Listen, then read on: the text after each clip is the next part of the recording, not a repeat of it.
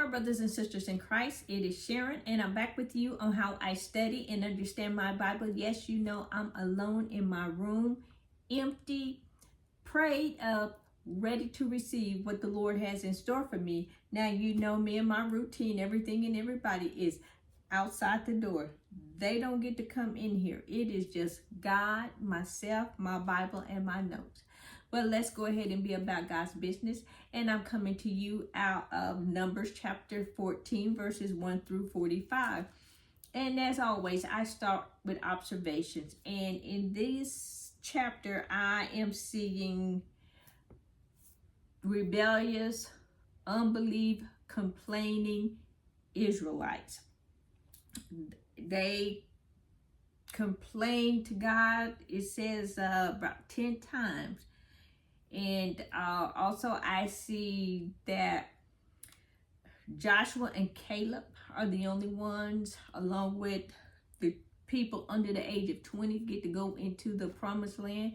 Moses and Aaron fall on their face, to pray for the entire nation of Israel. And the congregation still chose to believe the negative report, and they wanted to stone Joshua and Caleb. But go ahead and get started here, verses 1 through 12, the rebellion of the people, verses 1 through 4 here. The congregation, after they heard that bad report from the other 10 spies, they wept and feared all night long, just moaning and groaning the entire night. And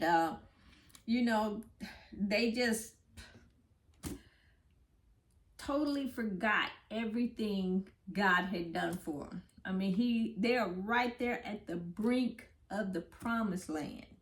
Just been out in that desert about 2.5, 3 years, somewhere in there. And here they are, just miles from the promised land. And they heard a bad report. There are giants in the land. And so they chose to fear. They chose fear over the power of God, over the faithfulness of God, of everything God has done for them. It just went out the door. But anyway, this complaining and stuff they do, it's just showing, it's evidence of unbelief and unsubmission to God. Did not submit to him.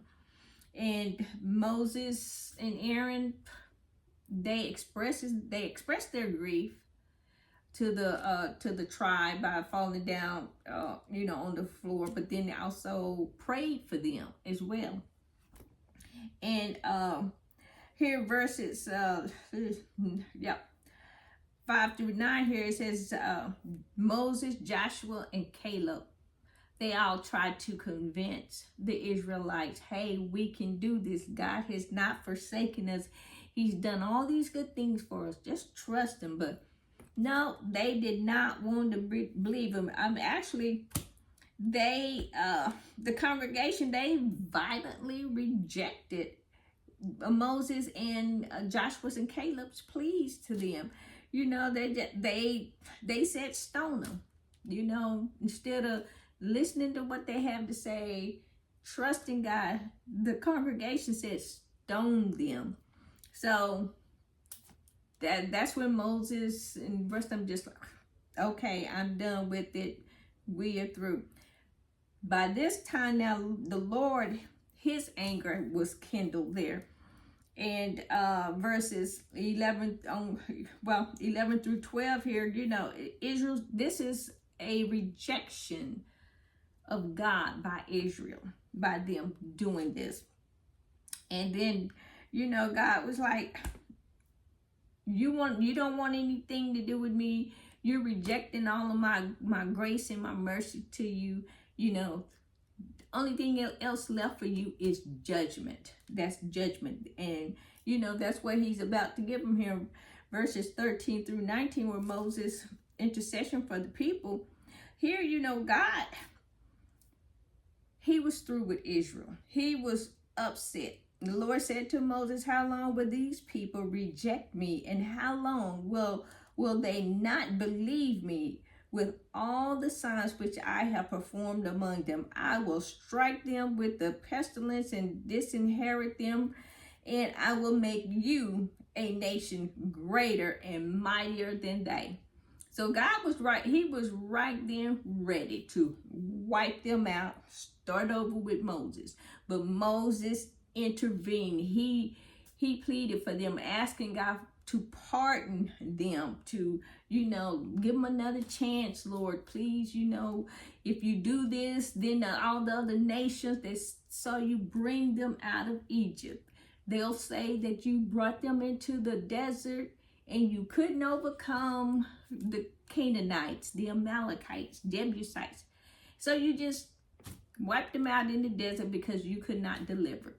So God listened to what Moses had to say. And God told them in verse 19, he said, I have pardoned the iniquity of the people. I pray according to the greatness of your mercy, just as you have forgiven this people from Egypt even until now. And then verses 20 on through 28, God granted them a pardon. He said, I will pardon them. And this is just showing an indication of God's grace and his mercy for us. And God's response to the Israelites would be both reflective of his glory. It would be the fullness and the reflective of his glory as to who he was. And he just said in verses 22 through 24 there, basically, Israel had just gotten on God's last nerve. Worked his last nerve. And he says in verse 22 here, he says, what I did in Egypt and in the wilderness, and have put me to the test. Now these 10 times these 10 times and have not heeded my voice. They certainly shall not see the land of which I swore to their fathers, nor shall any of those who rejected me will see it. So he was just telling, none of y'all are going in there. Only Caleb and Joshua. Only Caleb and Joshua will enter into the promised land along with the children or the people under the age of 20. Because they said, you rejected the gift that I was giving to you guys, the promise, the fulfillment of the promise to Abraham. That present generation rejected it. So God said, okay, you don't want it? You're going to die here in the desert. You will not set foot in this promised land, but your children will receive that promise, not you.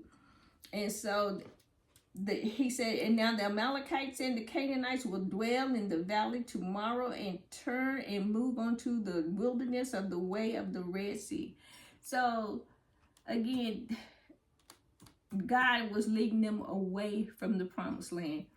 Kind of like he put Adam and Eve out of the Garden of Eden. He took the children of Israel away from the promised land. They were not going to go in there. And he was like, I'm not going to put up with this evil generation. I don't have time for that. Let's move on to the next thing. And so here and in verses 26 through 32 here, he was just saying, the carcasses of you who have complained against me shall fall in the wilderness, and all of you who were numbered according to your entire number, from the 20 years old and above, except Caleb and Joshua, the son of Nun.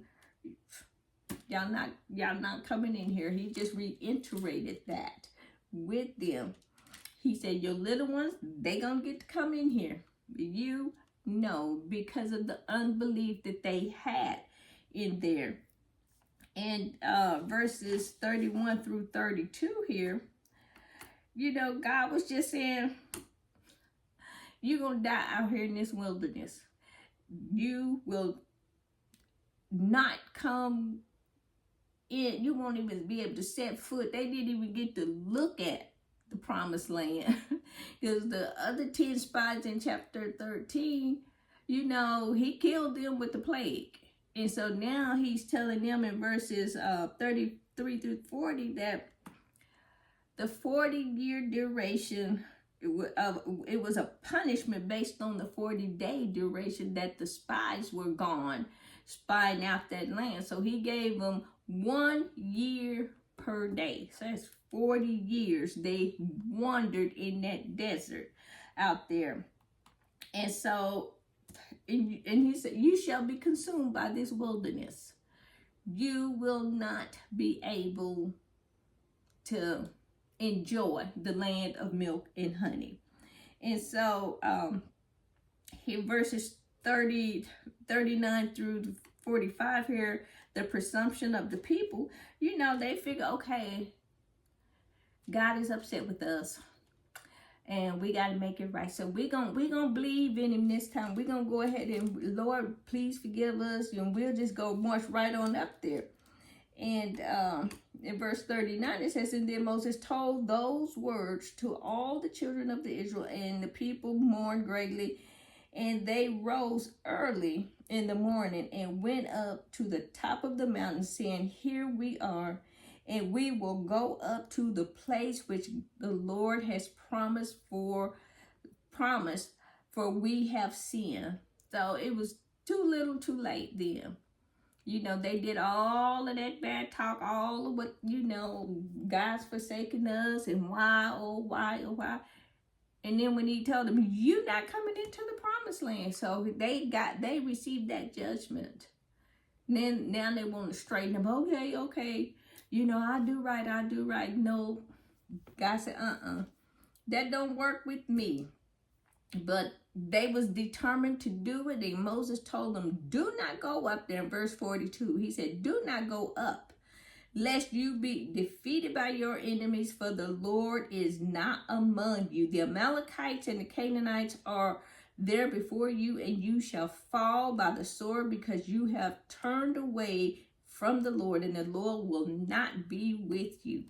And so they was just determined to do that. But the Ark of the Covenant and Moses and Aaron them, they didn't go with them. They stayed there. Now, it didn't say if it was the entire camp that went up there, was ready to fight and go fight the Amalekites and the Canaanites. It didn't say just the number of people that was going. But Moses told them, too little, too late, do not go up there, because God is not with you. He will not deliver you. But they went anyway. Here, there's another act of disobedience and doing what you want to do. And so they went up there, the Amalekites and the Canaanites. They overtook them, killed them, you know. And so those that was left with Moses and them, then they, as my mom and them used to say, they straighten up and fly right. That's what they did for a little bit. But they knew God had spoken.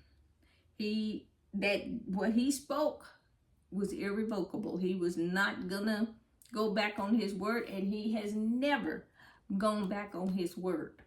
And so they did not enter into that promised land. Well, a good takeaway from this is be obedient to God. You don't have to know the plan. You just have to implement the plan. Just do it. And trust that God gonna work it out for your good. Well, this will end my Bible study for Numbers chapter 14.